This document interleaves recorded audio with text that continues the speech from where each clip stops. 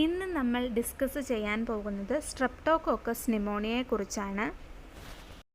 Streptococcus pneumonia ഇതിനെ പൊതുവെ അറിയപ്പെടുന്നത് ന്യൂമോകോക്കസ് എന്നാണ്. ന്യൂമോകോക്കസ് ഒരു ബാക്ടീരിയയാണ് and it's a member of oropharyngeal flora of 5 to 70% population. അപ്പോൾ 5 മുതൽ 70% ആൾക്കാരിലും അവരുടെ ഓറോഫാരിയഞ്ചൽ ട്രാക്റ്റിൽ കാണപ്പെടുന്ന ഫ്ലോറയാണ്, അത് ഓർഗാനിസമാണ് നമ്മുടെ ന്യൂമോകോക്കൈ. അപ്പോൾ ഈ ഓറോഫാരിയഞ്ചൽ റീജിയൻ എന്ന് പറയുമ്പോൾ നമ്മുടെ ഓറൽ ക്യാവിറ്റിയുടെയും ഫാരിങ്സിൻ്റെയും ഒക്കെ ആ ഒരു ഏരിയയിൽ കാണുന്നത്. ഇനി ഇവയുടെ പ്രത്യേകത എന്താണ്? ഗ്രാം പോസിറ്റീവാണ്, അത് വളരെ ഇമ്പോർട്ടൻ്റ് ആണ്. ഇവരുടെ ഫീച്ചേഴ്സ് ഒന്ന് ഓർത്തിരിക്കണം. ഗ്രാം പോസിറ്റീവ് എൻകാപ്സുലേറ്റഡ് ആയിട്ടുള്ള കോക്കയാണ്. ഇതിൻ്റെ ഷേപ്പ് എന്ന് പറയുന്നത് ആ പേരിൽ തന്നെ ഉണ്ട്, സ്ട്രെപ്റ്റോകോക്കസ് ന്യൂമോകോക്കസ്. ആ കോക്കൈ ഷേപ്പാണ്. എങ്ങനത്തെ കോക്കയാണ്? ഡിപ്ലോ കോക്കയാണ്, അതുകൂടെ ഓർക്കണം. അപ്പോൾ ഓർക്കുക, ഗ്രാം പോസിറ്റീവാണ്, എൻകാപ്സുലേറ്റഡ് കോക്കയാണ്, വിറിഡേറ്റിംഗ് ആണ് ആൻഡ് ഫാക്കുൾറ്റേറ്റീവ് അനേറോബ്സ് ആണ്. അത് രണ്ടും ഇമ്പോർട്ടൻ്റ് ആണ്. ഗ്രാം പോസിറ്റീവ് ആണെന്ന് ഓർക്കണം, ഫാക്കുൾറ്റേറ്റീവ് അനേറോബ്സ് ആണെന്ന് ഓർക്കണം. പിന്നെന്താണ്? ഡിപ്ലോ കോക്കയാണ് ഷേപ്പ്, എൻകാപ്സുലേറ്റഡ് കോക്കയാണ്, അതുപോലെ വിറിഡേറ്റിംഗ് ആണ്. ഇനി streptococcus pneumoniae generally occurs as a characteristic diplococci. ഞാൻ പറഞ്ഞു ഷേപ്പ് ഡിപ്ലോകോക്ക ആയിരിക്കും. ഇനി streptococcus pneumoniae is an important pathogen which is largely ascribed to its capsular polysaccharide. അപ്പോൾ ഇതിനൊരു ക്യാപ്സുലാർ പോളിസാക്കറൈഡ് ഉണ്ട്, അതിൻ്റെ ഒരു സ്ട്രക്ചർ ഫോം ചെയ്തിരിക്കും. അപ്പോൾ ഈ ഒരു കാരണത്താൽ തന്നെ ഇത് വളരെ പാത്തോജനിക്കാണ്. പാത്തോജനിക് എന്ന് വെച്ചാൽ ഡിസീസ് കോസിങ് ആണ്. ഇറ്റ് പ്രൈമർലി കോസസ് ഡിസീസസ് ഉണ്ട്. അപ്പോൾ ഇത് എവിടെയൊക്കെയാണ് രോഗമുണ്ടാക്കുന്നത്? നമ്മുടെ മിഡിൽ ഇയറിൽ, അതുപോലെ പാരാനേസൽ സൈനസസിൽ, മാസ്റ്റോയിഡ്സിൽ, അതുപോലെ ലങ് പാരൻ കൈമയിൽ. ഇതൊക്കെയാണ് കോമൺ ഏരിയാസ്. പിന്നെ അവർ വേറെ ചില സ്ഥലത്തേക്ക് കൂടെ സ്പ്രെഡാകും. എവിടെയൊക്കെയാണ്? നമ്മുടെ ജോയിൻസിൽ, പെരിട്ടോണിയം, എൻഡോകാർഡിയം, ബൈലിയറി ട്രാക്റ്റ്, അതുപോലെ മെനിഞ്ചസ്, അങ്ങനത്തെ പോർഷൻസിലൊക്കെ ഇത് സ്പ്രെഡ് ആവാൻ ചാൻസ് ഉണ്ട്. എന്നാലും കൂടുതലായിട്ട് നമ്മുടെ മിഡിൽ ഇയറിലും, അതുപോലെ പാരാനേസൽ സൈനസസിലും, മാസ്റ്റോയിഡ്സിലും, അതുപോലെ ലങ് പാരൻകൈമയിലും ഒക്കെയാണ് ഇൻഫെക്ഷൻ ഉണ്ടാക്കുന്നത്. അപ്പോൾ ന്യൂമോണിയ എന്ന് പറയുമ്പോൾ എപ്പോഴും ഓർക്കുക, നമ്മുടെ ഒരു റെസ്പിറേറ്ററി ട്രാക്റ്റ് അല്ലെങ്കിൽ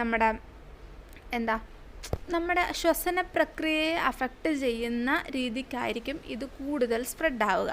അതുപോലെ നമ്മുടെ പാരാനേസൽ സൈനസസിലൊക്കെ. അപ്പോൾ ആ ഒരു തോട്ട് എപ്പോഴും മനസ്സിലുണ്ടായിരിക്കണം. ഇനി നമുക്ക് ഇവരുടെ പാത്തോജനസിസ് നോക്കാം.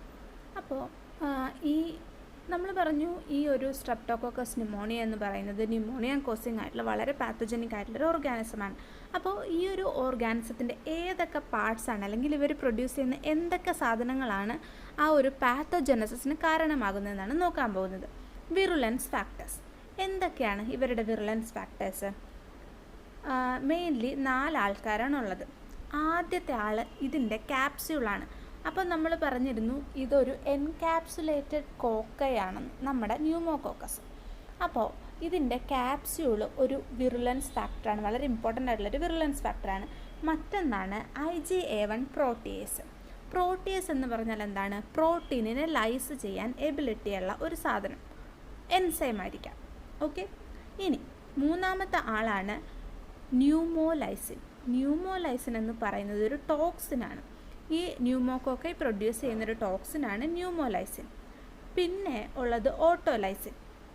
അപ്പോൾ മെയിൻലി ന്യൂമോകോക്കൈ അല്ലെങ്കിൽ സ്ട്രെപ്റ്റോകോക്കസ് ന്യൂമോണിയയുടെ പാത്തോജനസിസ് പറയുമ്പം ഓർക്കുക, ഇതിൻ്റെ പാത്തോജനസിന് കാരണമാകുന്ന വിറുലൻസ് ഫാക്ടേഴ്സ് എന്ന് പറയുന്നത് മെയിൻലി 4 ആൾക്കാരാണ്. ക്യാപ്സ്യൂള്, IgA1 പ്രോട്ടിയേസ്, ന്യൂമോലൈസിൻ, അതുപോലെ ഓട്ടോലൈസിൻ. ഇനി നമുക്ക് ഇവ ഓരോന്നിനെ കുറിച്ച് നോക്കാം. ആദ്യത്തെ ആളാണ് നമ്മുടെ ക്യാപ്സ്യൂൾ. ഇതിൻ്റെ ക്യാപ്സ്യൂളിൻ്റെ പ്രത്യേകത എന്താണെന്ന് വെച്ചാൽ ഇത് ആൻറ്റി ഫാഗോസൈറ്റിക് ആണ്, അതായത് ഫാഗോസൈറ്റോസിസിനെ പ്രിവെൻറ്റ് ചെയ്യും. And they also inhibit complement deposition and phagocytosis. Complement ഡിപ്പോസിഷനെയും പ്രിവെൻറ്റ് ചെയ്യും അല്ലെങ്കിൽ ഇൻഹിബിറ്റ് ചെയ്യും, അതുപോലെ നോർമലായിട്ട് നടക്കുന്ന ഫാഗോസൈറ്റോസിസിനെയും പ്രിവെൻറ്റ് ചെയ്യും. Where type specific opsonic antibodies absent. Type specific ആയിട്ടുള്ള ഒപ്സോണിക് ആൻറ്റിബോഡി ആബ്സെൻ്റ് ആയിട്ടുള്ള കേസസിൽ ഫാഗോസൈറ്റോസിസിനെയും പ്രിവെൻറ്റ് ചെയ്യും. എന്ത് ചെയ്യും? Inhibit complement deposition. അടുത്ത ആളാണ് IgA1 പ്രോട്ടിയേസ്. എന്ത് ചെയ്യും നമ്മുടെ ന്യൂമോകോക്കെ? ഇത് produce an extra cellular protease. അപ്പോൾ ഓർക്കുക, ഈ പ്രോട്ടിയേസ് എന്ന് പറയുന്നത് പ്രോട്ടീനെ ലൈസ് ചെയ്യുന്ന എൻസൈം എന്ന് പറയുന്നത് എക്സ്ട്രാ സെല്ലുലാർ ആയിട്ടാണ് പ്രൊഡ്യൂസ് ചെയ്യുന്നത്. That specifically cleaves human AGA1 in the hinge region. അപ്പോൾ ഹ്യൂമൻസിലെ AGA1 ഹിഞ്ച് റീജിയണിൽ വെച്ച് ഇത് ലൈസ് ചെയ്യും അല്ലെങ്കിൽ ക്ലീവ് ചെയ്യും. Okay, and this protease enables these pathogens to invade the protective functions of the principal immunoglobulin isotype of the upper respiratory tract. അപ്പോൾ നമ്മുടെ അപ്പർ റെസ്പിറേറ്ററി ട്രാക്റ്റിലുള്ള പ്രിൻസിപ്പൽ ഇമ്മ്യൂണോഗ്ലോബുലിൻസിൻ്റെയൊക്കെ ഫങ്ഷൻസിന് മോശമായിട്ട് അഫക്റ്റ് ചെയ്യാൻ ഈ പ്രോട്ടീസിന് സാധിക്കും. എന്താണ് ഈ പ്രോട്ടീസ് ചെയ്യുന്നത്? നമ്മുടെ ഹ്യൂമൻസിലുള്ള AGA1 ഹിഞ്ച് റീജിയനിൽ പോയി ക്ലീവ് ചെയ്യും. പ്രോട്ടീനെ ലൈസ് ചെയ്യുകയാണ് ഇവരുടെ പരിപാടി. ഓക്കെ, അത്രയും കാര്യങ്ങൾ ഓർത്ത് വയ്ക്കാം. മൂന്നാമത്തതാണ് ന്യൂമോലൈസിൻ. എന്താണ് ന്യൂമോലൈസിൻ? ഈ നമ്മുടെ സ്ട്രെപ്റ്റോകോക്കസ് ന്യൂമോണിയെ പ്രൊഡ്യൂസ് ചെയ്യുന്ന ഒരു ഇൻട്രാ സെല്ലുലാർ മെംബ്രെയിൻ ഡാമേജിങ് ടോക്സിനാണ്. അത് വളരെ ഇമ്പോർട്ടൻ്റ് ആയിട്ട് ഓർക്കണം.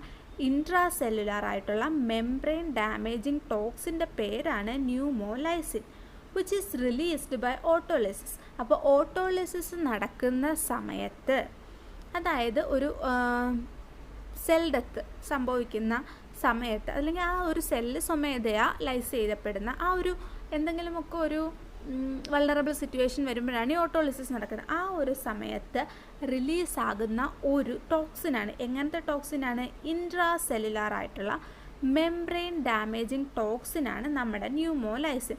ഇത് വളരെ ഇമ്പോർട്ടൻ്റ് ആയിട്ടുള്ള ഒരു വിറുലൻസ് ഫാക്ടറാണ്. ഈ സ്ട്രെപ്റ്റോകോക്കസ് ന്യൂമോണിയയുടെ പാത്തോജനസിസിൽ വളരെ ഇമ്പോർട്ടൻ്റ് ആയിട്ടുള്ള ഒരാളാണ് നമ്മുടെ ന്യൂമോലൈസിൻ. ഇത് എന്തൊക്കെ ചെയ്യും? ഈ ന്യൂമോലൈസിൻ ഇൻഹിബിറ്റ്സ് ന്യൂട്രോഫിൽ കീമോടാക്സിസ്. അപ്പോൾ ഇത് ന്യൂട്രോഫിലിൻ്റെ കീമോടാക്സിസിനെ ഇൻഹിബിറ്റ് ചെയ്യും. അതുപോലെ ഫാഗോസൈറ്റോസിസിനെയും റെസ്പിറേറ്ററി ബേസ്റ്റിനെയും ഒക്കെ ഇൻഹിബിറ്റ് ചെയ്യും. അതുപോലെ ലിംഫോസൈറ്റ് പ്രൊലിഫറേഷനെയും ഇമ്മ്യൂണോഗ്ലോബുലിൻ സിന്തസിസിനെയും ഒക്കെ അഫക്റ്റ് ചെയ്യും. അപ്പോൾ മൊത്തത്തിൽ പറഞ്ഞാൽ നമ്മുടെ ഇമ്മ്യൂൺ സിസ്റ്റത്തെ കുളവാക്കും ഇവൻ. എന്ത് ചെയ്യും? നമ്മുടെ ന്യൂമോലൈസിൻ എന്തൊക്കെ കാര്യങ്ങളാണ് ചെയ്യുന്നത്? ആദ്യം ഇവൻ ആരാന്നും ഓർക്കണം. ഇൻട്രാ സെല്ലുലാർ മെംബ്രെയിൻ ഡാമേജിങ് ആയിട്ടുള്ളൊരു ടോക്സിനാണ്. ഓട്ടോലൈസിസിൻ്റെ സമയത്താണ് റിലീസ് ആവുന്നത്. ഇത് കുറേ കാര്യങ്ങളെ ഇൻഹിബിറ്റ് ചെയ്യും. അതിലൊന്നാണ് ന്യൂട്രോഫിൽ കീമോടാക്സിസ്. പിന്നെ ഇത് ഇൻഹിബിറ്റ് ചെയ്യുന്നത് ഫാഗോസൈറ്റോസിസിനെയാണ്. അതുപോലെ റെസ്പിറേറ്ററി ബേസ്റ്റിനെയും ഇൻഹിബിറ്റ് ചെയ്യുന്നു. പിന്നെ നമ്മുടെ ലിംഫോസൈറ്റിൻ്റെ പ്രൊലിഫറേഷനെയും ഇമ്മ്യൂണോഗ്ലോബുലിൻ്റെ സിന്തസിസിനെയും ഒക്കെ അഫക്റ്റ് ചെയ്യും. മൊത്തത്തിൽ നമ്മുടെ ഇമ്മ്യൂൺ സിസ്റ്റത്തെ നശിപ്പിക്കും. ഇനി അടുത്തതാണ് ഓട്ടോലൈസിൻ. എന്താണ് ഓട്ടോലൈസിൻ?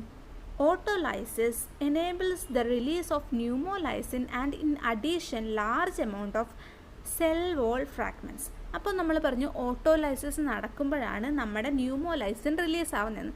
അതിൻ്റെ കൂട്ടത്തിൽ എന്ത് സംഭവിക്കും? Large amount of cell wall ഫ്രാഗ്മെൻറ്റ്സും കൂടെ റിലീസ് ആവുന്നുണ്ട്. The massive inflammatory response to these peptidoglycan fragments is an important component of the phagocytosis of pneumococcal pneumonia and meningitis. അപ്പോൾ നമ്മുടെ ന്യൂമോലൈസിൻ്റെ കൂട്ടത്തിൽ റിലീസാവുന്ന ഈ large amount of cell wall fragments ഉണ്ടല്ലോ, അപ്പോൾ ഇതിനെതിരായിട്ട് സ്വാഭാവികമായിട്ടും അവിടെ എന്തുണ്ടാവും? ഒരു മാസീവ് ഇൻഫ്ലമേറ്ററി റെസ്പോൺസ് ഉണ്ടാകും. അപ്പോൾ അങ്ങനെ ഒരു മാസീവ് ഇൻഫ്ലമേറ്ററി റെസ്പോൺസ് ഉണ്ടാകുകയും അതുമൂലം ഉണ്ടാകുന്ന ഒരു ഇമ്മ്യൂണിറ്റി വാറുണ്ടല്ലോ, ആ ഒരു സംഭവം കൂടെ ഈ പാത്തോജനസിസിൽ വളരെ ഇമ്പോർട്ടൻ്റ് ആയിട്ട് വരുന്നുണ്ട്. ഈ ന്യൂമോകോക്കൽ ന്യൂമോണിയയ്ക്കും അതുപോലെ മെനിഞ്ചൈറ്റിസിനും ഒക്കെ കാരണമാകുന്നത്. ഇനി നമുക്ക് ഇതിൻ്റെ ക്ലിനിക്കൽ ഫീച്ചേഴ്സ് നോക്കാം. അപ്പം നമുക്കറിയാം ന്യൂമോണിയ എന്ന് പറയുന്ന രോഗം അല്ലെങ്കിൽ സ്ട്രെപ്റ്റോകോക്കസ് ന്യൂമോണിയൽ ഇൻഫെക്ഷൻസ് എന്ന് പറയുന്നത് ഒരു ആളിൽ നിന്ന് മറ്റൊരാളിലേക്ക് വളരെ ഈസിലി സ്പ്രെഡ് ആവുന്ന ഒന്നാണ്. Pneumonia results from aspiration of pneumococci contained in the upper airway secretions into the lower respiratory tract. For example, when the normal mechanism of mucosal entrapment and expulsion by an intact glottic reflex and mucociliary escalator are impaired. അപ്പോൾ സിമ്പിളായിട്ട് പറയുവാണെങ്കിൽ നമ്മുടെ ഇമ്മ്യൂണിറ്റിയുടെ ഭാഗമായിട്ട് നമുക്കിപ്പോൾ sweat ഉണ്ട്, tears ഉണ്ട്, അതുപോലെ nasal പാർട്ടിലൊക്കെ ഒരു മ്യൂക്കസ് ഉണ്ട്. അങ്ങനെ നമ്മുടെ റെസ്പിറേഷൻ നടക്കുന്ന സമയത്ത് ഡസ്റ്റിനെയും അതുപോലെ ഈ മൈക്രോ ഓർഗാനിസംസിനെയൊക്കെ കടത്തി വിടുന്നതിനെ പ്രിവെൻറ്റ് ചെയ്യാൻ വേണ്ടിയിട്ടാണ് ഈ ഒരു മ്യൂക്കോസൽ ലൈനിങ് ഉള്ളത്. അപ്പോൾ ഇതിനൊക്കെ ഒരു ഇമ്പയർമെൻറ്റ്, എന്തെങ്കിലും ഒരു കുഴപ്പം സംഭവിക്കുകയാണെങ്കിൽ നമ്മുടെ എയറിൻ്റെ പാസേജ്, ആ ഒരു എയർ പാസേജ് വഴി നമ്മുടെ ന്യൂമോകോക്കൈ ഉള്ളിൽ ചെല്ലാനും അതുവഴി ഇൻഫെക്ഷൻ ഉണ്ടാവാനും സാധ്യതയുണ്ട്. അത്രേ ഉള്ളൂ ശരിക്കും സംഭവം. ഇങ്ങനെ വളരെ കോംപ്ലിക്കേറ്റഡ് ആയിട്ട് പറഞ്ഞിട്ടുണ്ടെന്നേ ഉള്ളൂ. പിന്നെ നമുക്കറിയാം HIV പേഷ്യൻസ് എന്ന് പറയുമ്പം ഓൾറെഡി അവർക്ക് ഇമ്മ്യൂണിറ്റി വളരെ കുറവായിരിക്കും. അതുകൊണ്ട് തന്നെ മറ്റ് ഇൻഫെക്ഷൻസ് വളരെ പെട്ടെന്ന് ഇവരെ പിടിക്കാം. അപ്പോൾ അങ്ങനെയുള്ള ആൾക്കാരിൽ വളരെ കോമൺ ആയിട്ട് അല്ലെങ്കിൽ വളരെ പെട്ടെന്ന് ഈ ഒരു ബാക്ടീരിയൽ ഇൻഫെക്ഷൻ ഉണ്ടാകാനുള്ള സാധ്യതയുണ്ട്. ന്യൂമോണിയ. അപ്പോൾ നമുക്കറിയാം streptococcus pneumoniae is the most frequent cause of pneumonia. Pneumococcal pneumonia follows aspiration with subsequent migration through the bronchial mucosa to involve the peribronchial lymphatis. Contagious spread commonly results in event of pleura, and pericarditis is another uncommon but well recognized complication. അപ്പോൾ എന്താ നമ്മുടെ ഈ streptococcus pneumonia നമ്മുടെ air tract വഴി നമ്മൾ ശ്വസിക്കുമ്പോൾ ഉള്ളിലേക്ക് ചെന്നിട്ട് അത് എങ്ങനെ മൈഗ്രേറ്റ് ചെയ്യും? നമ്മുടെ ബ്രോങ്കിയൽ മ്യൂക്കോസ വഴിയൊക്കെ മൈഗ്രേറ്റ് ചെയ്തിട്ട് എന്തിൽ ഇൻവോൾവ് ആകും? പെരിബ്രോങ്കിയൽ ലിംഫാറ്റിസിൽ ഇൻവോൾവ് ആകും. അതുപോലെ ഇതിൻ്റെ ഒരു കണ്ടാജിനസ് സ്പ്രെഡ് മൂലം ഇൻഫ്ലമേഷനും അതുപോലത്തെ ഇഷ്യൂസൊക്കെ ഉണ്ടാകാം. പിന്നെന്താണ്? പെരികാർഡൈറ്റിസും ഉണ്ടാവാം. അപ്പോൾ ഈ പോയിന്റുകളൊന്ന് ഓർത്ത് വെച്ചാൽ മതി. ഇൻഫ്ലമേഷൻ ഉണ്ടാകും, പെരികാർഡൈറ്റിസ് ഉണ്ടാകും, പിന്നെന്താണ്? നമ്മുടെ ഇതിൻ്റെ ആ ഒരു എയർ ട്രാക്റ്റ് വഴിയുള്ള മൈഗ്രേഷൻ മൂലം അത് എന്തിൽ ഇൻവോൾവ് ആകും? പെരിബ്രോങ്കിയൽ ലിംഫാറ്റിസിൽ ഇൻവോൾവ് ആകും. ഇത്രയും കാര്യങ്ങൾ ജസ്റ്റ് ഒന്ന് ഓർത്തിരുന്നാൽ മതി. ഇങ്ങനെ ഭയങ്കര കോംപ്ലിക്കേറ്റഡ് ആയിട്ട് എഴുതണമെന്നില്ല, മനസ്സിലാകുന്ന രീതിക്ക് ഒന്ന് ഓർത്ത് വെച്ചിരുന്നാൽ മതി. Otitis media. അപ്പോൾ നമ്മൾ നേരത്തെ പറഞ്ഞിരുന്നില്ല, മിഡിൽ ഇയർ ഇൻഫെക്ഷൻസ് ഒക്കെ ഉണ്ടാവും. Approximately 1/3 of the cases are caused by streptococcus pneumoniae. അപ്പം മിഡിൽ ഇയർ ഇൻഫെക്ഷൻസിൽ ഒരു 1/3 കാരണം ആരാണ്? നമ്മുടെ ന്യൂമോകോക്കയാണ്. Disease occurs after acquisition of a to which no pre existing immunity. അപ്പോൾ എന്താണ്? ഒരു ന്യൂ സ്ട്രെയിൻ, നമ്മുടെ പ്രത്യേകിച്ച് നമുക്ക് മുൻപരിചയമില്ലാത്ത ഒരു ന്യൂ സ്ട്രെയിൻ നമ്മുടെ ബോഡിയിൽ അല്ലെങ്കിൽ നമ്മുടെ മിഡിൽ ഇയറിൽ ഇൻഫെക്റ്റഡ് ആവുകയാണെങ്കിൽ വളരെ പെട്ടെന്ന് ഈ മിഡിൽ ഇയർ ഇൻഫെക്ഷൻസ് ഉണ്ടാവാം. അടുത്ത ഒരു ക്ലിനിക്കൽ ഇഷ്യൂ ആണ് മെനിഞ്ചൈറ്റിസ്. ഇതിന് കാരണവും നമ്മുടെ സ്ട്രെപ്റ്റോകോക്കസ് ന്യൂമോണിയ ആണ്. It's a leading cause for bacterial meningitis. It is assumed that invasion arises from the pharynx to the meninges via the blood stream. അപ്പോൾ നമ്മൾ നേരത്തെ പറഞ്ഞു നമ്മുടെ ഓറോഫാരിയഞ്ചൽ ഫ്ലോറയാണിത്. 5 to 70% ആൾക്കാരിലും കാണപ്പെടുന്നത്. അപ്പോൾ അതിൻ്റെ ഫാരിങ്സ് റീജിയണിൽ നിന്ന് ബ്ലഡ് സ്ട്രീം വഴി ഇത് നമ്മുടെ മെനിഞ്ചസിലേക്ക് കടക്കുകയാണെങ്കിൽ ഇത് മൂലം മെനിഞ്ചൈറ്റിസ് ഉണ്ടാവാം. അപ്പോൾ സ്ട്രെപ്റ്റോകോക്കസ് ന്യൂമോണിയ കാരണം ഒന്നാമത്തത് ന്യൂമോണിയ ഉണ്ടാകാം, അല്ലെങ്കിൽ ഇത് നമ്മുടെ റെസ്പിറേറ്ററി ഇഷ്യൂസ് ഉണ്ടാക്കാം, മിഡിൽ ഇയർ ഉണ്ടാക്കാം, അതിൻ്റെ പേരെന്ന് പിന്നെ മെനിഞ്ചൈറ്റിസ് ഉണ്ടാക്കാം. എങ്ങനെയാണ്? ഇത് നമ്മുടെ ഫാരിഞ്ചൽ റീജിയനിൽ നിന്ന് മൈഗ്രേറ്റ് ചെയ്യുന്നു, ബ്ലഡ് സ്ട്രീം വഴി മൈഗ്രേറ്റ് ചെയ്ത് മെനിഞ്ചസിലെത്തുമ്പോൾ. ഇനി ഇതിൻ്റെ ട്രീറ്റ്മെൻറ്റ് മെത്തേഡ്സ് എന്തൊക്കെയാണെന്ന് നോക്കാം. ആദ്യത്തത് പെൻസിലിനാണ്. പെൻസിലിൻ നമുക്കറിയാം അല്ലേ, വളരെ കോമൺ ആയിട്ട് ഉപയോഗിക്കുന്ന ഒരു ആൻറ്റിബയോട്ടിക് ആണ്. And when resistance to penicillin is developed vancomycin is used. അപ്പം മോസ്റ്റ്ലി യൂസ് ചെയ്യുന്ന പെൻസിലിനാണ്. ഇനി ചില സ്ട്രെയിൻസൊക്കെ പെൻസിലിന് റെസിസ്റ്റൻ്റ് ആകും. അങ്ങനെ റെസിസ്റ്റൻറ്റ് സ്ട്രെയിൻസ് ആണെന്നുണ്ടെങ്കിൽ വാങ്കോമൈസിൻ അതും ഒരു ആൻറ്റിബയോട്ടിക് ആണ്, അത് ഉപയോഗിക്കാം. പിന്നെ വാക്സിൻസ് 2 പറഞ്ഞിട്ടുണ്ട്. അതെന്താണ്? PPV, അതായത് ന്യൂമോകോക്കൽ പോളിസാക്കറിഡ് വാക്സിൻ. 2 വയസ്സിൽ കൂടുതലുള്ള ആൾക്കാർക്കാണ് ഈ ഒരു വാക്സിൻ എടുക്കുന്നത്. ഇനി PCV, അതായത് ന്യൂമോകോക്കൽ കോഞ്ചുഗേറ്റഡ് വാക്സിൻ. ഇത് ബേബീസിനും ടോഡ്ലേഴ്സിനും ഒക്കെയാണ് എടുക്കുന്നത്. അപ്പോൾ 2 വാക്സിൻസ് ഓർക്കുക, PPVയും PCVയും. പിന്നെ 2 ആൻറ്റിബയോട്ടിക്സ് ഉണ്ട്. ആരൊക്കെയായിരുന്നു? നമ്മുടെ പെൻസിലിനും പിന്നെ പെൻസിലിന് റെസിസ്റ്റൻ്റ് ആണെങ്കിൽ ഉപയോഗിക്കുന്നത് ആരെയാണ്? വാങ്കോമൈസിനും. അപ്പോൾ ഈ ഒരു ട്രീറ്റ്മെൻറ്റിൻ്റെ കാര്യങ്ങളും ജസ്റ്റ് ഒന്ന് ഓർത്തിരിക്കണം. എന്തൊക്കെയാണ് ഇതിൻ്റെ പാത്തോജനസിസ്, ക്ലിനിക്കൽ ഫീച്ചേഴ്സ്, പിന്നെ നമ്മുടെ ഗ്രാം പോസിറ്റീവാണ്, അങ്ങനെ കുറേ കാര്യങ്ങളൊക്കെ പഠിച്ചില്ലേ. എൻകാപ്സുലേറ്റഡ് കോക്കയുണ്ട്, അതുപോലെ ഡിപ്ലോകോക്ക ഷേപ്പാണ്. ഈ കാര്യങ്ങളൊക്കെ ജസ്റ്റ് ഓർക്കണം. അപ്പോൾ ഇത്രയൊക്കെ ഉള്ളൂ.